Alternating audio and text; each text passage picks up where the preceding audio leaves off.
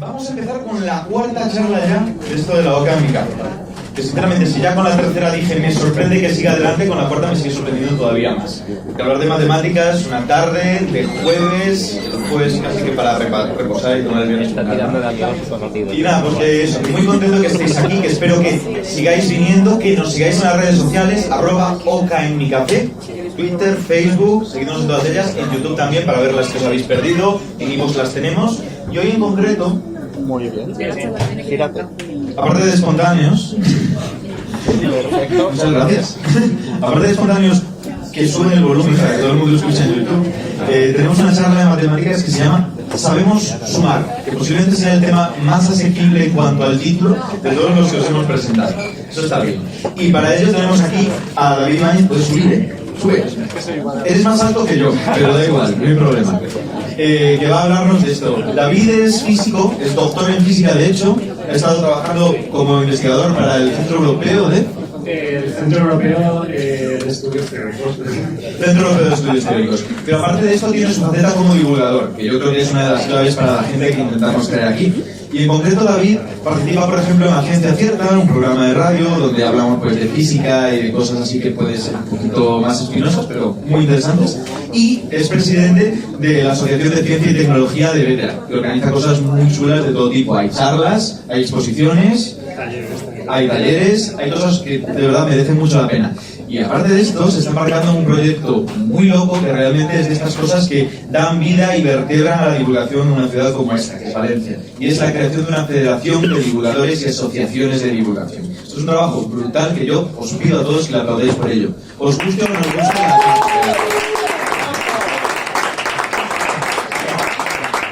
y una vez dicho esto, empezamos ya con Sabemos Sumar, que es algo más que aquello que llega cuando nos dan la cuenta y no salen las cuentas. Así que nada, otro aplauso para David.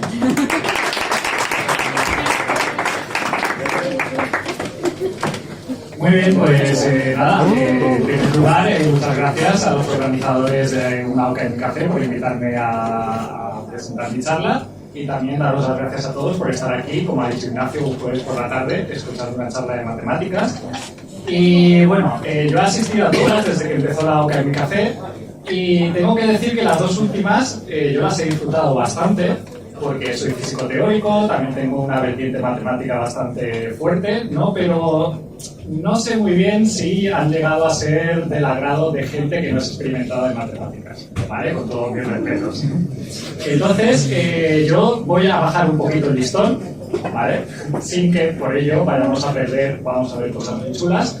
Y he elegido un tema que se titula Sabemos Sumar, ¿vale? Era un título que me gustaba porque llamaba la atención y supongo que algunos, si habéis visto el título, no lo sé, igual habéis pensado que esto de Sabemos Sumar, yo voy aquí a hacer una serie de trucos con números y curiosidades matemáticas y tal. No, de eso no va a ir la charla, ¿vale? Lo que me gustaría un poco es que aprendiéramos realmente que hay cosas más allá de decir que 5 más 3 es 8, ¿vale? Entonces, para comenzar un poquitín, me gustaría, antes de empezar la charla, ¿quién sabe sumar? Hay uno. Yo soy Bellas Artes. Madre mía, sabéis sumar bastante, no sé para qué habéis venido a la charla, ¿vale? Muy bien. Bueno, normalmente saber sumar es lo que se hizo. Todos desde pequeños aprendemos que 5 más 3 es 8, 8 más 8 es 16, etc, ¿vale? Bueno, antes de comenzar con la charla, me gustaría, Ignacio ya lo ha dicho, pero soy el presidente de una asociación de divulgación científica, que es la Asociación de Tecnología y Ciencia de Vetera, ¿vale? Tenemos un lema muy chulo, que es Fent Ciència Fent Poble. En Vetera, hasta que comenzó esta asociación, no se hacía ningún tipo de actividad relacionada con ciencia, ¿vale? Y a partir de más o menos hace un año está habiendo charlas de divulgación científica, hay exposiciones que coordinamos con el CSIC, también nos hemos coordinado con los centros educativos para que vengan de visita a las exposiciones. Es decir, estamos haciendo bastantes actividades para promover la divulgación científica en nuestro pueblo, ¿vale? Una cosa que era bastante necesaria. Si queréis seguirnos, tenemos una página web, www.aztecvetera.org, y también tenemos un Twitter y también tenemos un Facebook. Todos son Aztec, ¿vale? Muy bien. Y dicho esto, vamos a comenzar con la charla ya propiamente dicha. Y lo primero que me gustaría empezar es haciéndoos una pregunta. ¿Es importante sumar? ¿Vale? Bueno, es bastante importante, ¿vale? Porque si no, cuando tenemos que pagar la cuenta del restaurante no sabríamos cuánto tenemos que pagar, etc, etc. ¿Vale? Fijaros si es importante, me gustaría comenzar con... Lo siento mucho, pero el puntero, si lo veis, cuando se mete en la pantalla, desaparece, ¿vale? Así que lo siento mucho. Pero bueno, me gustaría empezar con este dibujito que tenéis aquí. Es una clase de matemáticas cavernícolas, ¿vale? Tenéis al profesor de matemáticas cavernícola y tenéis a dos niños cavernícola que quieren llegar a ser cazadores. Es una clase de matemáticas para cazadores. Entonces, si veis en la línea de arriba, el profesor os está explicando que si dos cazadores corren con un arco y una flecha y una lanza contra, no sé muy bien qué es, parece un cocodrilo prehistórico, ¿vale? Entonces el resultado es los dos cazadores que se han comido el monstruo prehistórico, ¿vale? Sin embargo, en la línea de abajo, si los dos cazadores salen sin armas y se van corriendo contra el animal prehistórico, acaba en la barriga de él. Así que es importante saber sumar, pues bueno, si estos dos chavales están distraídos y salen a cazar sin armas, pues van a acabar en la barriga del cocodrilo, ¿vale? Pero bueno, esta imagen, que parece muy tonta, la he elegido porque ilustra un concepto, transmite algo a la suma que me gustaría que empezarais a captar, ¿vale? ¿Cuántos números veis en esas sumas? Ahí no hay ningún número, ¿vale? Es decir, la operación de la suma es algo más que sumar números, ¿vale? La operación de sumar es algo que se puede abstraer, ¿eh? En ese sentido, no solo podemos sumar números, ¿vale? 5 más 3, 8 más 8, ¿vale? Sino que podemos sumar un montón de cosas, pero una barbaridad de cosas. Podemos sumar vectores, podemos sumar tensores, que no nos preocupe, pero es para que veáis que se pueden sumar algo más que números. Se pueden sumar funciones, espacios vectoriales, cosas más chungas como álgebras, grupos, conjuntos, ¿vale? Es decir, la suma no es una operación que solamente se restringe a sumar números, ¿vale? Es una operación que, por su sencillez, se puede abstraer para aplicarla a otros objetos mucho más complejos, ¿vale? Así que, primera cosa de sumar, no solamente se suman números, ¿vale? Se suman muchísimas cosas. También hay una propiedad muy chula, que no sé si muchos conoceréis, y es que podemos hacer sumas abelianas, pero también podemos hacer sumas no abelianas, ¿vale? ¿Qué significa que podemos hacer sumas abelianas? La propiedad de ser abeliano significa lo siguiente: si yo sumo 5 más 3 da 8, y si yo sumo 3 más 8, también 3 más 5 también da 8. Es decir, es lo que nos enseñan en clase de el orden de los factores no altera el resultado, ¿vale? Eso es esa conmutatividad de alterar las cosas y que dé el mismo resultado, es lo que se llama abeliano. De hecho, por aquí está Abelino, y siempre que le escribo por WhatsApp me pasa una cosa muy curiosa, porque le digo, hola Abelino, y el traductor del WhatsApp me pone, hola Avellano, ¿vale? Y digo, mierda, ya se me ha vuelto el móvil conmutativo, ¿vale? Y bueno, pero además de poder hacer sumas abelianas, es decir, que conmutan, también podemos hacer sumas no abelianas, es decir, en algunas teorías, en algunas ramas de las matemáticas, a veces, si sumamos de una manera y después alteramos el orden, la suma ya no es la misma. Es lo que se llaman sumas no abelianas, ¿vale? Otra propiedad también bastante curiosa es que podemos hacer sumas discretas o podemos hacer sumas continuas, ¿vale? ¿Qué son las sumas discretas? Las sumas discretas es que sumamos números, por ejemplo, los números son discretos, ¿vale? Sumamos cosas discretas, sumamos una piedra, otra piedra, ¿vale? Sumamos cosas discretas, pero también podemos hacer sumas continuas. La suma continua es lo que da origen a lo que se llama la integral. De hecho, todos salimos del instituto, si nos vamos por la rama de ciencias, sabiendo integrar, pero cuando nos dicen... ¿qué tal fue aquello de integrar? Nos dicen, yo derivar sí, ¿vale? Pero integrar nada de nada, ¿vale? Es decir, la suma, cuando pasa de ser discreta a continua, da lugar a lo que se llaman las integrales, que daría para otra charla. Y bueno, lo que más me importa de esta charla es que podemos hacer sumas finitas, pero también, ojo, podemos hacer sumas infinitas. Ahora veremos cómo se hace eso, ¿vale? Es decir, hacer una suma finita, pues bueno, yo os voy a ir explicando algunas. Y si alguien no conociera esto, pues bueno, a una malas tiene una calculadora, le va metiendo los números y al final obtiene la suma. Pero oye, si la suma tiene infinitos números, te vas a pasar la infinitud intentando sumarla, ¿vale? Si no sabes sumar. Muy bien. Entonces, para ilustrar todo esto, vamos a ir haciendo un recorrido, ¿vale? Por algunas de las sumas más famosas de la historia, también un poco un recorrido histórico con algunos personajes y con algunas curiosidades de este tipo de sumas, ¿vale? Y vamos a empezar con la más sencilla de todas, que es la suma aritmética, ¿vale? La suma aritmética es,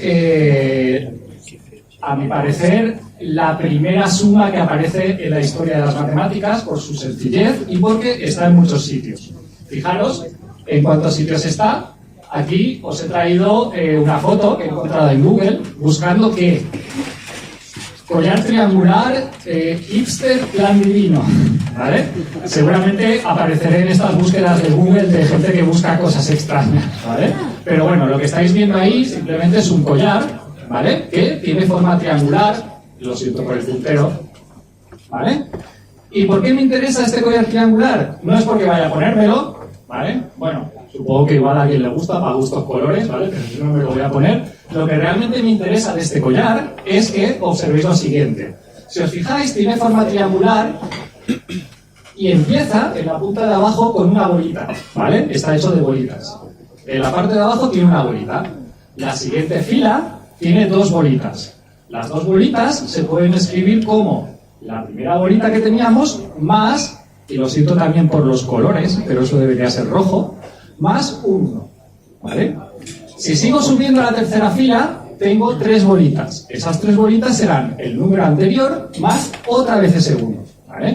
Sigo subiendo hacia arriba y llego a la antepenúltima línea, y en la antepenúltima línea tengo 18 bolitas, que se puede escribir como el número anterior más 1, ¿vale?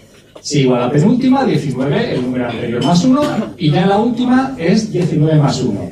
Lo que veis aquí es un patrón, ¿vale? El patrón es que yo empiezo con un número y voy obteniendo los demás sumándole una cantidad fija, que en este caso es 1. ¿Por qué quiero saber esto? Pues bueno, si yo quisiera hacerme un collar triangular y no tengo dinero para comprármelo, ¿vale? Pues tendría que ir a la tienda y decirle, dame todas estas bolitas para hacer este collar triangular. ¿Cuántas tendría que pedir? Pues bueno, tendría que sumar desde el 1 hasta el 20. ¿Vale? ¿Cuánto da eso? 200. Vale, ahí es el que sabe sumar. ¿Vale? Para los que no sepáis todavía esto, vamos a ver cómo, en vez de coger la calculadora y poner como un tonto 1, más 2, más 3, más 4, más 5 y ver lo que da al final, que va a dar 210, lo han dicho por ahí, ¿vale? Vamos a aprender cómo se suma primero esto y así vamos calentando motores, ¿vale? Lo primero que voy a hacer es escribir la suma de tal manera que cada uno de los números de esa suma lo voy a descomponer de esta manera. Fijaros, el 1, el primer término de la suma lo dejo fijo, ¿vale? El segundo término lo descompongo como 1 más el número anterior. El tercer término, que es el 3, como 1 más el término anterior. Y sigo subiendo así hasta que el 18 es 1 más el término anterior. 19, todos estos son de colorcitos diferentes, ¿vale? Y ahora voy a hacer otra cosa. Voy a escribir la suma, pero esta vez lo que voy a hacer es dejar fijo el último número, ¿vale? Y voy a ir descendiendo hacia abajo, escribiendo el 19 como 20 menos 1, etc. hasta que llegue al 1, que lo voy a escribir como 20 menos 19, ¿vale? Entonces aquí podéis ver una cosa muy chula, muy chula. Si os fijáis, en la suma de arriba, el 1 está con signo positivo. Y en la suma de abajo, que es exactamente la misma, el 1 está con signo negativo. El 2, verde de allí, en la suma de abajo está con el signo cambiado, etc. ¿Vale? Así que si yo sumara estas dos sumas, que son idénticas, ¿vale? Todos estos números de colores se me van a ir cancelando y de la suma de arriba me van a venir, ¿qué? 20 unos, y de la suma de debajo me van a venir 20 veintes, ¿vale? Todos los demás se han ido cancelando cuando las he sumado. Muy bien, pues eso nos da una expresión muy bonita, que es 1 medio de 20 por 1 más 20. Y por eso por ahí han dicho 210 bolitas tengo que ir a pedir al de la tienda. 20 más 1, 21. 20 partido 2 es 10, por 21, 210. ¿Vale? Bueno, esto es una manera muy rápida de hacer esta suma aritmética, ¿vale? Pero la he escrito de esta manera porque quiero que os fijéis en una cosa. Hemos descubierto no solo cuánto suma esta suma, sino que hemos descubierto un patrón. El patrón es el siguiente. Este 20 es el número de términos que tiene la suma. Tiene 20 términos, ¿vale? El 1 es el primer término de la suma. Y el 20 que está en amarillo es el último término de la suma. Así que da igual cuán larga sea la suma, es decir, incluso hasta si quiero sumar hasta 10 millones, desde el 1 hasta 10 millones, lo único que tengo que hacer es saber cuántos términos tiene la suma, cuál es el primer término y cuál es el último. Y aplicar esta fórmula tan bonita de aquí. ¿Vale? Muy bien. Entonces, si yo quisiera sumar hasta los términos que yo quiera, es decir, no solo hasta 20, sino que voy a llegar hasta n. Puedo poner n, 10 millones, 1000 millones, 100.000 millones, lo que queráis. Lo que tengo que aplicar es un medio, el número de términos que tengo en mi suma, más el primer término, más el último término de la suma.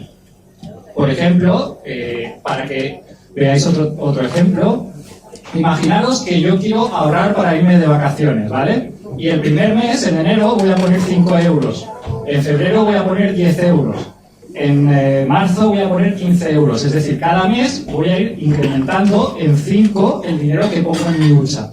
¿Cuánto dinero tendré en diciembre para irme de vacaciones? Pues bueno, ¿cuántos términos tendrá la suma? 12, ¿vale? Porque he puesto una cantidad cada mes. ¿Cuál es el primer término? 5. ¿Cuál sería el último término? 60.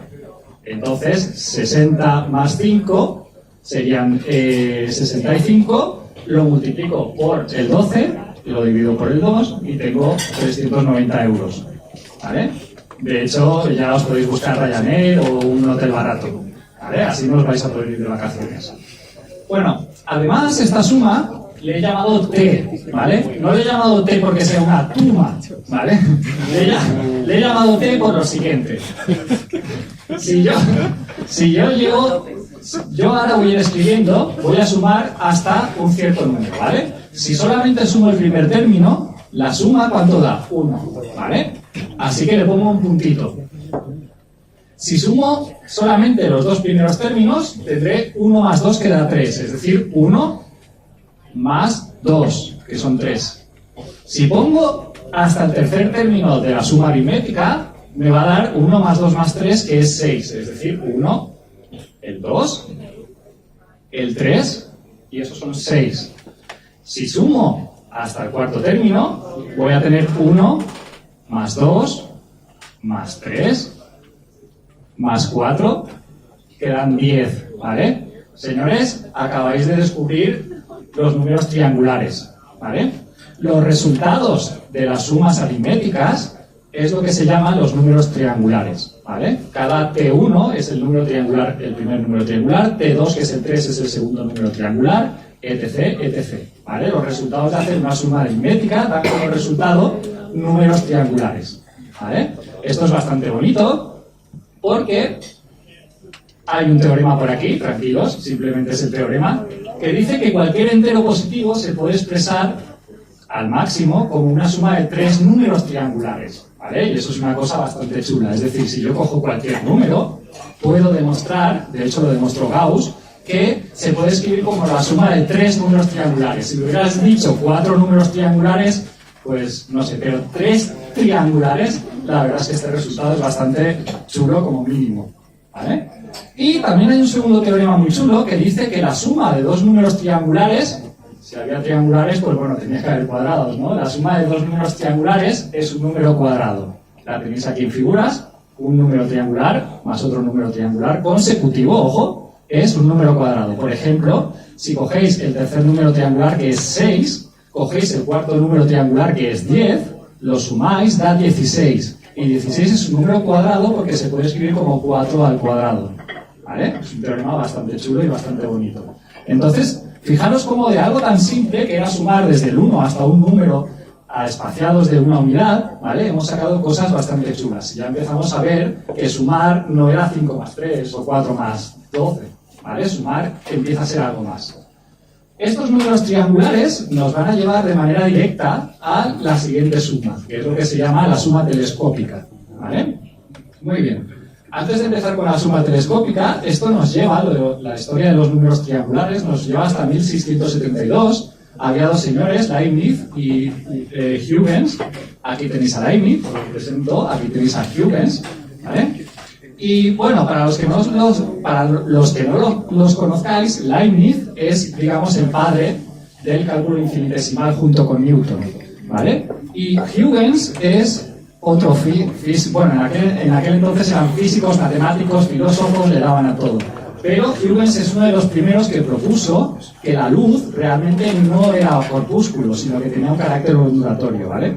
Estas dos historias los unen porque ambos dos tenían una cosa en común, y es que odiaban a muerte a Newton, ¿vale? El primero porque se peleaba por a ver quién había sido el padre del cálculo infinitesimal, y el segundo porque Newton era defensor de que la luz era un chorro de partículas, sin embargo él decía que era una onda, ¿vale? Entonces, la verdad es que cuando tienes un enemigo común, eso hace que unas fuerzas, ¿vale? Y estos dos señores eran bastante amigos, y bueno, los matemáticos tienen una característica, y es que siempre se están... igual que nosotros si estamos en una fiesta le dices a uno, oye, que no te bebes 7 cubatas, ¿vale? Pues bueno, los matemáticos tienen... eso lo llevan a otro extremo, y es a que no me sabes hacer esto, a que no me sabes demostrar esto. Pues bueno, Huygens, Leibniz le dijo, oye, mira, me gustan mucho las matemáticas, soy muy buen matemático, y Huygens le dijo, ah, sí, pues bueno, me gustaría que me calcularas la suma de los inversos de los números triangulares, ¿vale? Si habéis estado atentos, Huygens se lo pidió como una suma infinita, ¿vale? Pero nosotros vamos a simplificar un poquito para ir calentando motores. Si habéis estado atentos a lo de antes, los primeros 20 números triangulares, los 4 primeros ya los conocéis, ¿vale? Vamos a llegar hasta el 20. El número triangular 19 es 190, un medio de 19 por 19 más 1, y el número triangular 20 es 210, ¿vale? Que eran el número de bolitas que teníamos que pedir para hacer el collar triangular, ¿vale? Pues muy bien. Según esto, el reto que se planteaba en aquel entonces era calcular esta suma, es decir, la suma de los inversos de los primeros números, de los primeros 20 números triangulares, ¿vale? Bueno, pues Leibniz se fue con esta apuntada en una servilleta, bueno, no sé si entonces había servilletas, y llegó a su casa y empezó a decir, a ver, ¿por dónde empiezo? Bueno, en primer lugar, Leibniz tenía que sumar los infinitos, ¿vale? Pero bueno, ¿cómo empiezo con esto? Pues me doy cuenta de una cosa muy chula. Y es que si voy multiplicando cada término de la suma arriba y abajo por un 2, es decir, multiplico y divido por 2, eso no es no hacer nada, no altera el valor de la suma. Si multiplico arriba por 2 y divido por 2 es como si multiplicara por 1, ¿vale? Pero si voy cogiendo cada término de la suma y multiplico arriba por 2 y divido por 2, de repente esa suma de inversos de números triangulares se transforma en esta que veis abajo. Y si os fijáis en los denominadores, tenéis 1 por 2, en el segundo 2 por 3, 3 por 4, 4 por 5, y así seguiría 19 por 20, 20 por 21. Bueno, si yo consigo escribir una suma así, es porque algo muy bonito va a pasar, ¿vale? ¿Qué es lo bonito que pasa? Lo bonito que pasa es que he puesto el 2 delante del todo, porque está en todas las fracciones. Lo que pasa es que la primera fracción, 1 partido 1 por 2, se puede escribir como 1 partido 1 menos un medio, ¿vale? La segunda, que es 1 partido 2 por 3, se puede escribir como un medio menos un tercio, ¿vale? Y ya vais viendo qué es lo que va pasando, ¿vale? Lo que está pasando, y ahora vais a comprender perfectamente por qué se le llama suma telescópica, es lo siguiente. Lo primero que hemos hecho ha sido coger nuestra suma y desplegar el telescopio, ¿vale? ¿Y qué hemos hecho después? Si os fijáis, el 1 partido 20 se va a cancelar con el menos 1 partido 20, ¿vale? El 1 partido 19 delante tendría un menos 1 partido 19 que se cancelaría, etc. el 1/4 con el menos 1/4, el 1/3 con el menos 1/3, el 1/2 con el menos 1/2, y de repente plegamos el telescopio, ¿vale? Por eso se llama suma telescópica. Hemos expandido el telescopio y después lo hemos plegado. Y el resultado ha sido la suma de los inversos de los primeros 20 números triangulares, ¿vale? Esto es una maravilla. Y bueno, dejarme escribirla de esta manera, porque igual que hemos hecho con la suma aritmética, no solo hemos calculado una suma, sino que hemos encontrado un patrón para poder sumar cualquier serie telescópica que sea de este estilo. El patrón que hemos encontrado, si lo veis en la segunda igualdad, es que 20 es el número de términos que tiene esa suma, ¿vale? Así que me da igual qué es lo que haya por medio, simplemente con saber cuántos términos tiene la suma telescópica, lo pongo donde está ese 20 verde y tendré mi suma, ¿vale? Y me da igual lo que haya por medio. Si quiero sumar los primeros 100 números triangulares, ¿qué tendría que hacer? 2 por 1 menos 1 partido 1 más 100, ¿vale? Esto es lo que os he dicho. Hemos generalizado la suma telescópica para poderla aplicar a cualquier suma telescópica de cualquier longitud que nosotros queramos, ¿vale? Esta es nuestra suma, ¿vale? Entonces, antes de seguir un poquito, me gustaría que supierais este tipo de sumas que en principio parecen, pues bueno, el reto que le planteó Huygens a Leibniz y una curiosidad matemática, pero bueno, este tipo de sumas de vez en cuando asoman la cabeza, ¿vale? En muchas teorías de física. Por ejemplo, este tipo de series telescópicas son el germen de una cosa que se llama las series hipergeométricas. Las series hipergeométricas son, no me da tiempo a explicarlo hoy, pero son unas series de potencias que aparecen cuando resolvemos ecuaciones del movimiento en física, ¿vale? Entonces, si tenemos suerte, las series hipergeométricas, con un cambio de variable chulo, se pueden transformar en una serie telescópica, pliego el telescopio y obtengo mi numerito. Aunque la vida es bastante cruel y no siempre una serie hipergeométrica se puede transformar en una serie telescópica, ¿vale? Pero cuando ocurre, oye, pues es una alegría, porque despliego el telescopio, lo pliego y tengo mi numerito.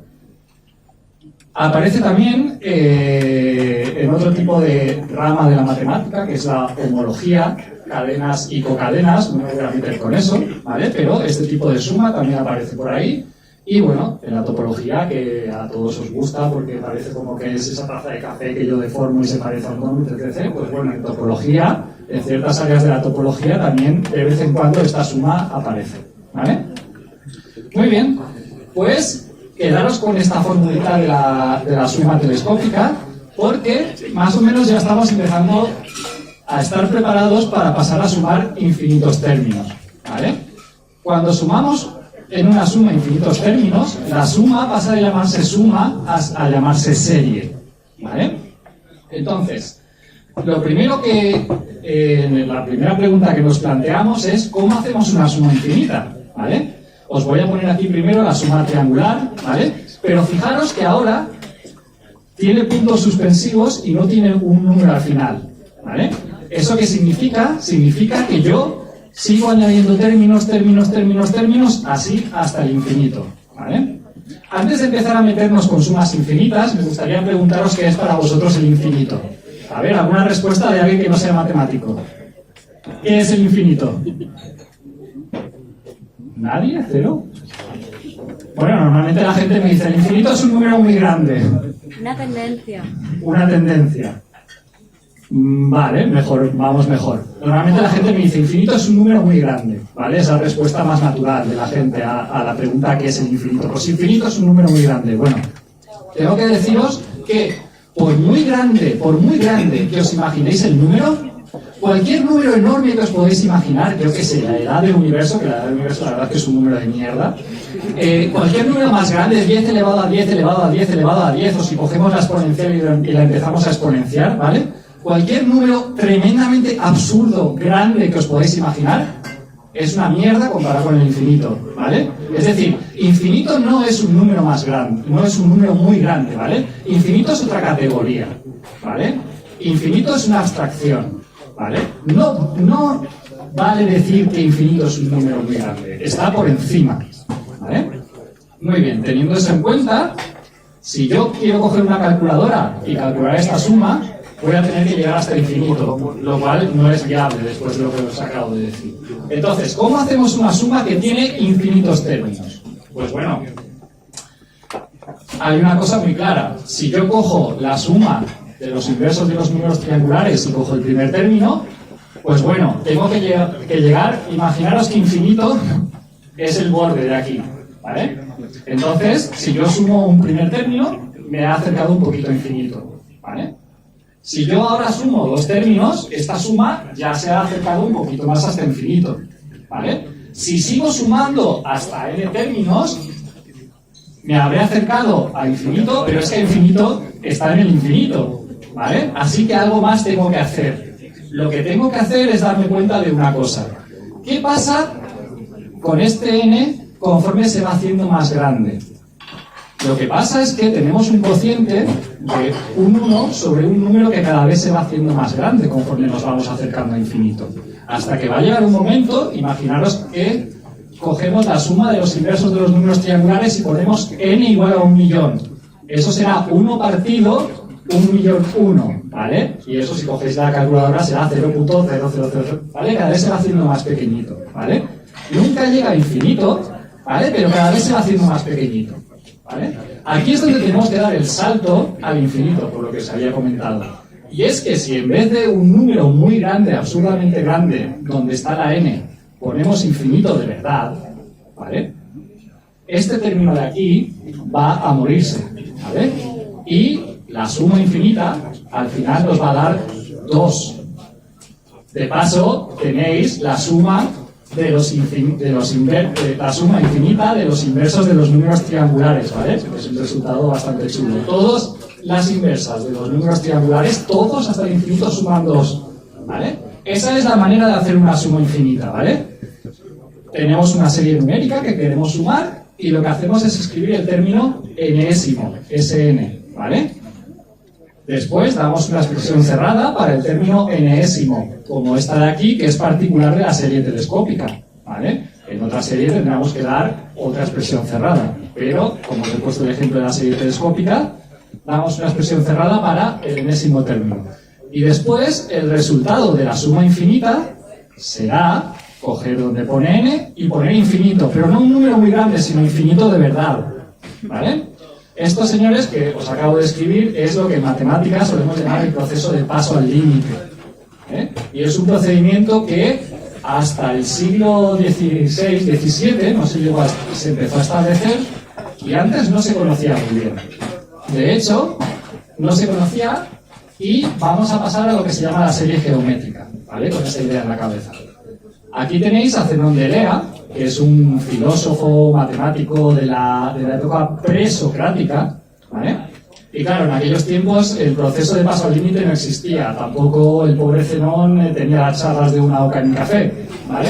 Así que Zenón hacía afirmaciones que, como por ejemplo, el movimiento es imposible, o por ejemplo, el tiempo no transcurre, o por ejemplo, se cuestionaba hasta la propia validez del espacio, ¿vale? Y todas estas afirmaciones, Zenón, digamos, las ilustraba con una serie de paradojas que han pasado a la historia como las paradojas de Zenón. De hecho, una de las más famosas es la paradoja de Aquiles y la tortuga, ¿vale? Aquiles está con la tortuga y le dice a la tortuga, vale, te doy un poco de ventaja y a ver quién gana la carrera, ¿vale? Entonces Aquiles empieza a correr de ella y en esta paradoja Aquiles nunca llega a alcanzar a la tortuga, ¿vale? Todo este tipo de paradojas le llevó a Zenón a considerar estas afirmaciones que en principio podrían parecer de un hombre loco, pero que tienen su fundamento si no conoces el proceso de paso al límite. ¿Por qué? ¿Cómo razonaba Zenón? Imaginaros que yo quiero recorrer una distancia de 2 metros, ¿vale? Y lo que hago es, voy a recorrerla de la siguiente manera. En el primer paso doy la mitad, es decir, 1 metro, ¿vale? Después doy la mitad de la mitad, es decir, doy medio metro. Después hago la mitad de la mitad de la mitad, es decir, 1/4. Sigo así, 1/8, sigo así, hasta el infinito y nunca voy a poder llegar a los 2 metros, ¿vale? Porque cada vez voy dando la mitad del paso anterior, ¿vale? Este tipo de pensamiento es el que le llevaba a Zenón a cuestionar que el movimiento es imposible, porque realmente haciendo este tipo de operaciones nunca podemos llegar al destino que queremos llegar, ¿vale? Es decir, él decía que este tipo de sumas, 1 más 1/2 más 1/4 más 1/8, pues como siempre voy añadiendo un término cada vez más pequeño, nunca llego. Él no conocía el infinito, ni tampoco conocía el proceso al límite. Y entonces vamos a refutar sus paradojas calculando esta suma de aquí y viendo que en efecto en algún momento va a llegar a los 2 metros que teníamos que recorrer. ¿Vale? Muy bien. Dejarme que le llame a un medio x, y entonces la suma que teníais antes, que se planteaba Zenón para recorrer 2 metros, me va a quedar de esta manera: 1 más x cuadrado más x cubo, etc. ¿Vale? Si ponéis un medio, pues tenéis 1 más 1/2 más 1/4 más 1/8 más 1/16 más 1/32, etc. ¿Vale? Muy bien. Entonces, como os he comentado, para sumar una suma infinita, lo primero que tenemos que hacer es escribir el término enésimo. ¿Cuál es el término enésimo de esta serie? Pues bueno, cogemos la serie infinita, la cortamos en el término enésimo y ese va a ser nuestro término enésimo. 1 más x, bla, bla, bla, hasta que llegue hasta x a la n. ¿Vale? ¿Cuál era el siguiente paso? Darle una expresión cerrada a esa suma enésima. ¿Vale? ¿Cómo lo vamos a hacer? Pues bueno, de una manera muy bonita y muy chula, que es la que tenéis aquí. Voy a escribir mi término enésimo de esa manera. ¿Vale? Y ahora lo que voy a hacer va a ser multiplicar ese término enésimo por una x. ¿Vale? Si multiplico ese término enésimo por una x, el 1 se me transforma en x. El x se me transforma en x cuadrado. El x cuadrado se me transforma en x cubo. Sigo, y el término enésimo se me transforma en n más 1. ¿Vale? Y aquí pasa una cosa muy chula. ¿Os acordáis en la suma aritmética que la sumábamos y se cancelaban cosas? Pues ahora tenemos arriba lo mismo que abajo, ¿vale? Pero con el signo positivo. Entonces lo que tenemos que hacer es restar lo de arriba menos lo de abajo, ¿vale? Y si restamos lo de arriba menos lo de abajo, este x se va a cancelar con este x cuadrado con este, se van a ir cancelando, y al final solo nos va a sobrevivir el primer término de allá arriba y el n más 1 de aquí abajo, ¿vale? Son los dos que he escrito ahí. Muy bien, pues nada, de aquí simplemente sacamos la expresión cerrada para la suma geométrica enésima, ¿vale? Es esta que veis aquí. El primero menos el último partido 1 menos x. Acordaos que x es un medio, ¿vale? Muy bien. ¿Cuál era el tercer paso? Ponerle de verdad infinito a n, ¿vale? Si ponemos un infinito aquí arriba, va a quedar un medio elevado a infinito, ¿vale? Es decir, un 1 sobre un 2 muy grande, muy grande, muy grande, no. Un 1 sobre un infinito, ¿vale? Eso es 0. Así que este término, cuando yo pongo infinito, desaparece, muere, y tengo aquí la expresión para una suma infinita geométrica, ¿vale? Es simplemente 1 partido 1 menos x, ¿vale? Fijaros que al llamarle x he hecho una cosa muy chula. He deducido una fórmula general. No hace falta que x sea un medio. De hecho, podéis calcular ahora la suma infinita geométrica si ponéis x elevado a un tercio, si ponéis x elevado a un cuarto, ¿vale? En nuestro caso, x era un medio, y si pongo un medio ahí abajo, da 2, que justo es la distancia de los 2 metros que queríamos recorrer. Así que lo siento, Zenón, pero el movimiento sí que es posible. Vamos a llegar al 2 con este proceso de paso al límite, ¿vale? Muy bien. Os he escrito aquí esta suma que acabamos de calcular, ¿vale? Y esta imagen de aquí la he sacado de Google, que es lo que había buscado. Gente alabando al Señor, ¿vale? Entonces tenéis aquí a este hombre que está ahí alabando al Señor, y realmente yo supongo que este hombre no sabe que existe la suma geométrica, ¿vale? Porque en vez de alabar al Señor, lo que debería es alabar a esta suma. Esta suma está en la sopa de todo, ¿vale? Es una suma muy, muy importante. De hecho, en física, es la base de la teoría de perturbaciones, ¿vale? Es la base de las transformaciones infinitesimales, Porque, por ejemplo, porque por su estructura está diseñada para eso. ¿Por qué sirve para teoría de perturbaciones? Nosotros muchas veces en física no sabemos describir cómo se comporta un sistema con todas las de la ley, ¿vale? Entonces lo que hacemos es decir, bueno, voy a decir que el 1 es mi sistema quieto, ¿vale? Voy a decir que el X es una pequeña perturbación. Voy a decir que el X cuadrado es una perturbación un poco más grande. Y así voy sumando perturbaciones y tengo la descripción de mi proceso físico, ¿vale? También aparecen transformaciones infinitesimales, porque si os fijáis, si X es un medio, cada término siguiente va a ser un cuarto, un octavo, un 16avo, va a ir siendo cada vez más pequeño. Así que si yo, en vez de tener por ejemplo, un giro completo, tengo un giro muy pequeñito, simplemente me quedo en 1 más X y tengo mi transformación infinitesimal, ¿vale? ¿Dónde aparece esto también? Se aplica en teoría cuántica de campos, ¿vale? Y no me he podido resistir a contaros esto porque es una manera muy fácil de llegar a esta suma, 1 partido 1 menos X, ¿vale? Y vais a poder hacer teoría cuántica de campos, además de la de verdad, ¿vale? ¿Cómo vamos a hacer eso? Bueno, la teoría cuántica de campos es la teoría que describe las partículas fundamentales, pero además que se mueven a velocidades muy rápidas, ¿vale? Es decir, la teoría cuántica de campos nace porque hemos fusionado la física cuántica con la relatividad especial, ¿vale? Eso es lo que llamamos teoría cuántica de campos. Y nos permite describir las partículas fundamentales que viajan a velocidades muy grandes. Básicamente hablando, cualquier teoría cuántica de campos tiene dos objetos fundamentales, ¿vale? El primero es lo que llamamos un propagador y el segundo es lo que llamamos un vértice de interacción, ¿vale? Un propagador simplemente es el objeto, es esta línea que veis aquí, ¿vale? Es el objeto matemático que me describe cómo se mueve una partícula, ¿vale? Y el vértice de interacción lo que me está diciendo es cómo esas partículas cuando se encuentran con otras interaccionan, ¿vale? Yo he construido la teoría cuántica de campos más sencilla que podemos encontrar. Tiene solamente un propagador, solamente será una partícula, y tiene un vértice de interacción donde pueden interaccionar tres partículas, ¿vale? Ok. Por suerte, me he traído aquí una partícula cuántica.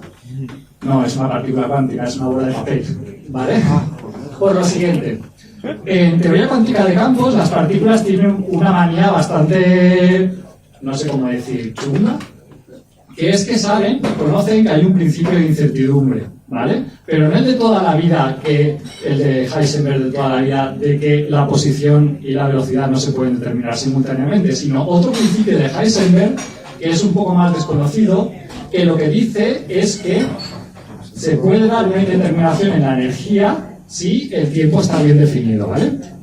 Pues bueno, las partículas fundamentales conocen eso y lo que pueden hacer en cierto momento es lo que os voy a hacer yo ahora, ¿vale?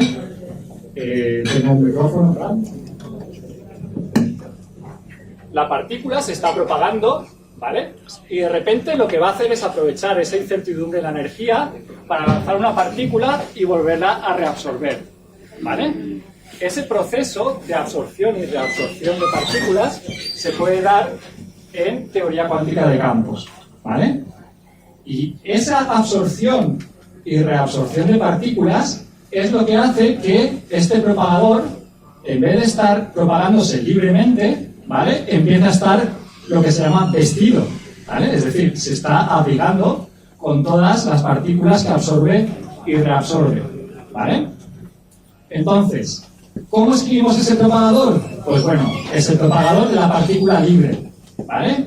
Pero es que después lo que os he dicho, ese propagador puede emitir y reabsorber una partícula. Es lo que estáis viendo ahí, ¿vale?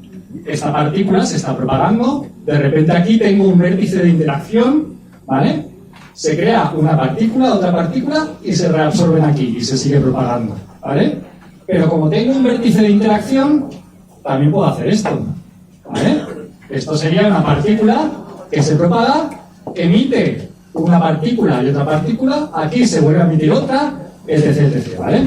Y puedo empezar a hacer tantas combinaciones como el vértice de mi teoría me permite hacer, ¿vale? Por ejemplo, porque no todas estas. Si os fijáis, aquí ha aparecido una que está en rojo. ¿Alguien que no sepa teoría cuántica de campos me sabe decir por qué esa no es válida? No, tú sabes teoría cuántica de campos. ¿Alguien? Porque va hacia atrás. No. Porque no confluye. No. ¿Cuántas patas tiene el vértice? ¿Cuántas partículas pueden entrar en un vértice? 3. ¿Vale? En este vértice de aquí, ¿cuántas están entrando?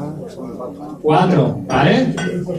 Esa está prohibida. ¿Vale? No tengo un vértice donde entren 4 partículas. Bueno, esto os lo he hecho un poco para ilustraros que cada vez se van, digamos, añadiendo más interacciones alrededor de la partícula que se está propagando. ¿Vale? Aquí solamente os he puesto esto. ¿Vale? Pero también le tengo que sumar que haga esto, que se propague, y haga esto. ¿Vale? He duplicado el proceso. Si yo ahora a todo esto lo represento con una bolita roja, lo que vais a tener es esta línea de aquí, una bolita roja, ¿vale? Absorción, reabsorción en todas sus posibles variantes, y 2 bolitas rojas, emisión y absorción en todas sus variantes, emisión y absorción en todas sus variantes. ¿Qué seguiría después? 3 bolitas rojas, 4 bolitas rojas. Y señores, lo que estáis viendo ahí es 1 más x cuadrado más x cubo. Y la suma, ¿cuál era? 1 partido 1 menos x. Ahora nuestra x es esa bolita roja. Así que el propagador de una partícula en una teoría cuántica de campos es 1 partido 1 menos la bolita roja. La bolita roja es muy jodida de calcular, ¿vale? Para que engañarnos, ¿vale? Pero formalmente soy capaz de dar una expresión cerrada para cualquier propagador de cualquier teoría cuántica de campos, ¿vale? Esto es una maravilla, aquí es cuando os tenéis que venir arriba, ¿vale? Habéis conseguido sumar un propagador, ¿vale? En una teoría cuántica de campos. Entonces, eso, os acabáis de venir arriba, no sé si porque os lo he dicho yo, porque os ha nacido de vosotros, pero nos hemos venido arriba que se nos están olvidando algunas cosas. Es que en matemáticas siempre hay algún problema, ¿vale? Por ejemplo, ¿qué pasa en mi suma si x es igual a 1? 1 partido 0. Eso es infinito, ¿vale?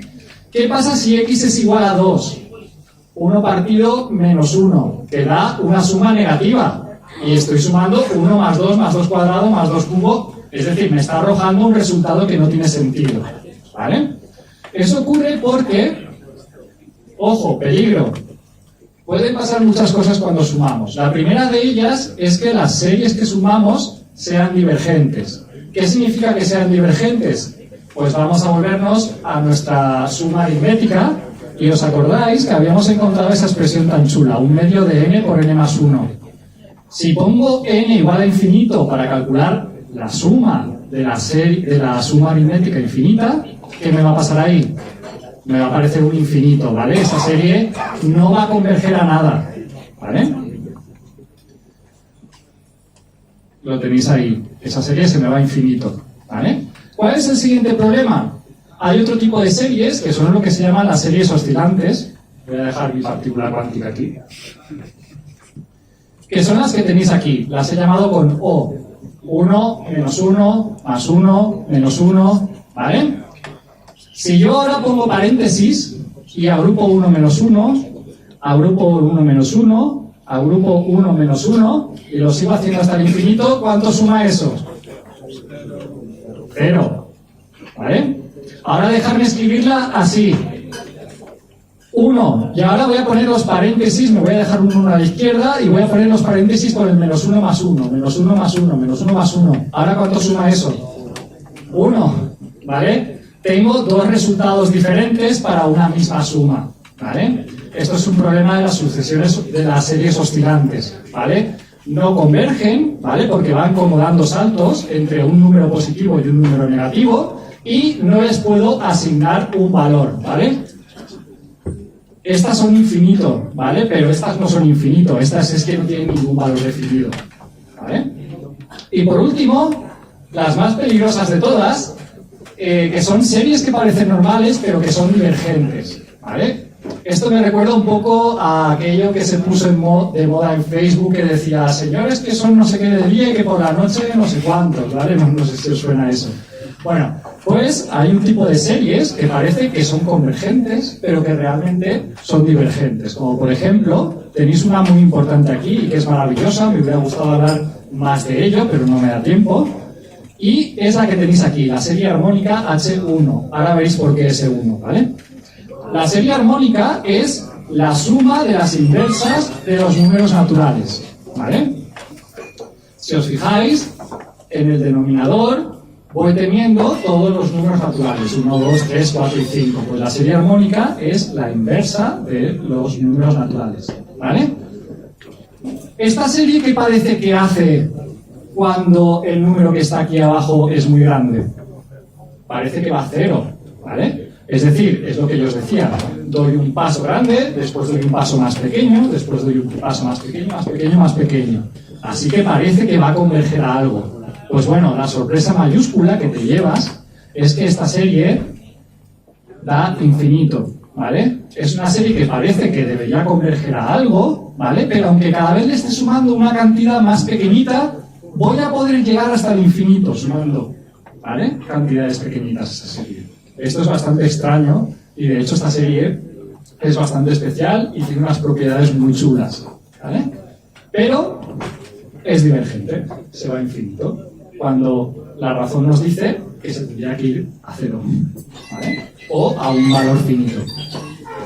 Esta serie armónica nos enlaza con ya la última que tenemos en la charla, que es la serie armónica, y ahora vais a entender por qué le ponía H1, que es la serie armónica con n igual a 2. Para introducir la serie armónica, me gustaría hablaros un poco de Leonhard Euler, que es este señor que tenéis aquí. Fue uno de los matemáticos más prolíficos y tiene resultados muy chulos y muy bonitos. Entre ellos, Euler se enfrentó a un problema que es el que se llama el problema de Basilea, ¿vale? El problema de Basilea era sumar la serie armónica con n igual a 2. La que os he puesto antes era la serie armónica n igual a 1, es decir, era la inversa de los números naturales. Ahora tengo la inversa de los números naturales, pero, si os fijáis, todos al cuadrado. Así que el problema de Basilea consistía en dar un resultado para la serie armónica con n igual a 2. Muy bien. Para esto necesitamos una tecnología un poco más especial y por eso me gustaría terminar con esta que la que os he enseñado. Y es la siguiente. Normalmente en los libros de texto, y así, bueno, me pongo un poco reivindicativo en la charla, esto lo he sacado de un libro de texto, ¿vale?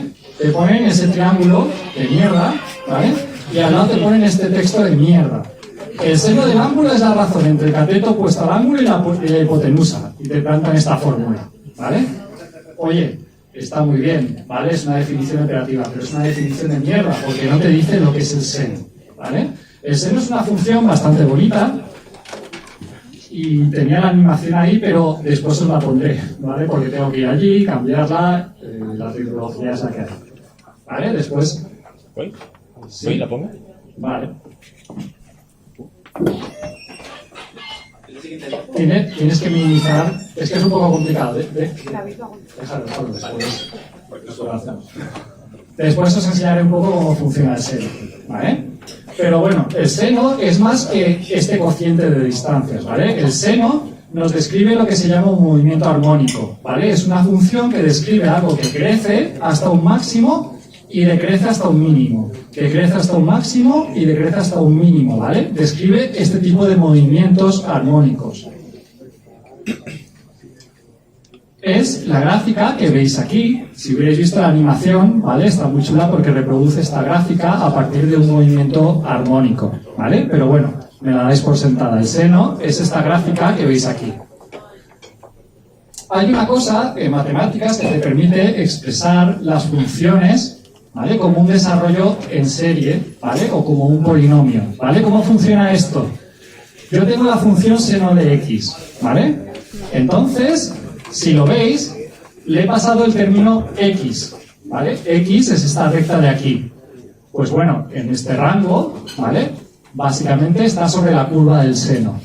Si yo ahora le añado un término cúbico, me aparece esta figurita de aquí, ¿vale? Y esto va más allá de la recta, es decir, ya me ajusta el seno un trozo más. Si yo sigo añadiendo términos, fijaros lo que va a pasar. Tac, tac, tac, ¿vale? Voy añadiendo términos y voy ajustando cada vez más este polinomio a la función que yo tengo, ¿vale? Eso es lo que se llama un desarrollo en serie de una función, ¿vale? Por otra parte, la idea genial que introdujo Euler es que se dio cuenta de lo siguiente. Si yo tengo un polinomio, ¿vale? Os he puesto uno muy sencillito, un polinomio P de x, x cuadrado menos x. Ese polinomio tiene dos ceros. Se hace cero cuando x vale ¿qué? 0, ¿vale? O cuando x vale 1. Eso significa que cualquier polinomio que tenga raíces o que tenga ceros, los puedo escribir como el producto de sus ceros, ¿vale? Lo que tenéis arriba es un polinomio para el seno de x. ¿Y dónde están? ¿El seno pasa por ceros? Pues sí. En x igual a 0, en x igual a pi, en x igual a 2pi, ¿vale? 3pi, 4pi, 5pi, y también en los negativos. Menos pi, menos 2pi, ¿vale? Esos son los ceros de nuestra función seno. Si nuestra función seno tiene ceros y se puede expresar como un polinomio, se le puede aplicar aquella propiedad y se puede escribir de esta manera tan chula, ¿vale? No os asustéis, que la vais a comprender enseguida. Si yo pongo x igual a 0, la primera x me mata el seno. Si yo pongo x igual a pi, 1 menos 1, 0. Si yo pongo x igual a 2pi, esto da un 0, ¿vale? Es decir, he factorizado mi polinomio de arriba en los ceros de la función seno, ¿vale? Así que tengo dos representaciones para el seno. Este desarrollo en serie de polinomios y este producto en función de los ceros. Y llamarme raro, pero cuando yo tengo dos cosas iguales, lo primero que hago que es igualarlas. Si yo igualo estas dos expresiones de aquí, fijaros que tengo una x aquí que voy a poder dividir todos los de la parte izquierda. Así que esto se me queda escrito así. Y ahora voy a hacer una cosa bastante chula. Si os fijáis, ¿qué vais teniendo aquí abajo? 1 partido 1 cuadrado. 1 partido 2 cuadrado. 1 partido 3 cuadrado. Es la serie que nosotros queríamos sumar, ¿vale? Pero la tengo ahí mezclada con todas esas cosas. Necesito, de alguna manera, desenredar ese producto. Entonces, lo que hago es, voy abriendo todo ese producto. Cuando abra todo ese producto, fijaros que voy a tener que ir multiplicando todos los factores. Si multiplico el 1 por 1, por 1, por 1, por 1, ¿qué es lo que me va a dar? El primer término, un 1, ¿vale? Si yo ahora cojo y solo toco los que tienen cuadrado con el 1, ¿vale? Voy a ir agrupando la serie que yo quería sumar, ¿vale? Y fijaros que también podéis agrupar x cuadrado con x a la 4 y os saldrá la inversa de los números naturales a la cuarta, ¿vale? Entonces, si yo ahora tengo un polinomio y a la izquierda tengo otro polinomio, los coeficientes numéricos de las dos partes tienen que ser iguales. Así que este un sexto tiene que ser igual a toda la suma que aparece por aquí. Y chachán, aquí tenemos un resultado que es bastante espectacular. La suma de la serie armónica de igual a 2 es pi cuadrado partido por 6. Esto es una maravilla porque pi es un número que aparece cuando tenemos círculos, ¿vale? Aquí, ¿dónde están los círculos? ¿Por qué aparece pi en esa suma? De hecho, sumando esto da pi cuadrado partido por 6, ¿vale? Esto es una maravilla de suma. Es decir, yo cuando vi esta suma, es que se me salían las lágrimas. Es una obra de arte. Es pi cuadrado partido por 6 esa suma, ¿vale? Entonces, bueno, me gustaría terminar con esta serie. Y lo que habéis hecho aquí es una serie de comentarios sobre esta serie. La serie armónica n igual a 2 es lo que se llama la función z de Riemann n igual a 2, ¿vale? Lo que habéis hecho es sumar la función z de Riemann, ¿vale? La función z de Riemann está relacionada con una serie de teoremas, la conjetura de Riemann, análisis de números primos, así que con este tipo de sumas estamos empezando a ver conexiones bastante profundas con lo que son otras ramas de las matemáticas, ¿vale? Entonces, igual que he empezado con una pregunta, que era, ¿sabéis sumar? Ahora os pregunto, ¿sabíamos sumar? Así que nada, muchas gracias.